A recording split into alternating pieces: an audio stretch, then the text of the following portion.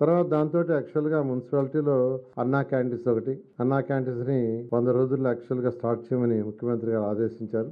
దానికి సంబంధించి యాక్చువల్గా మా మున్సిపల్ అధికారులు చురుగ్గా చర్యలు తీసుకుంటున్నారు.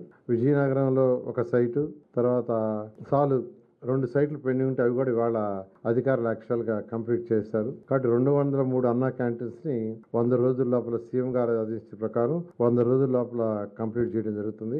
అంతేకాకుండా 2014 నుంచి 19 దాకా ఈ యొక్క మున్సిపల్ శాఖలో ఒక డాష్ బోర్డ్ పెట్టి ఒక 20,000 బ్లాక్ స్పాట్స్ ఐడెంటిఫై చేసాం. బ్లాక్ స్పాట్స్ అంటే ఎక్కడైతే చెత్త చెదారు రెగ్యులర్గా వేస్తారు, రోజుకు 2 సార్లు 3 సార్లు 4 సార్లు వేస్తారు.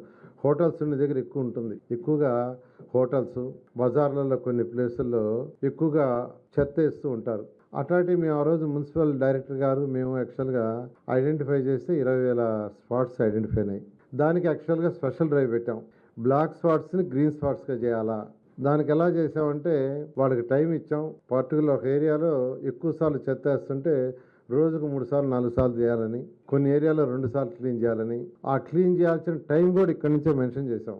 వాళ్ళు అక్కడ క్లీన్ చేసి ఫోటో కొడితే విత్ జియో కోఆర్డినేటిక్స్ టైమ్స్ ఇక్కడ మనకు డాష్ బోర్డ్కి వచ్చేది. అలాంటి సిస్టమ్ని డెవలప్ చేస్తున్నాం. ఆ సిస్టమ్ వల్ల నిర్వీర్యం అయిపోయింది. మళ్ళీ దాన్ని కూడా యాక్చువల్గా స్టార్ట్ చేయమని యాక్చువల్గా నేను సెక్రటరీ గారికి చెప్పాను.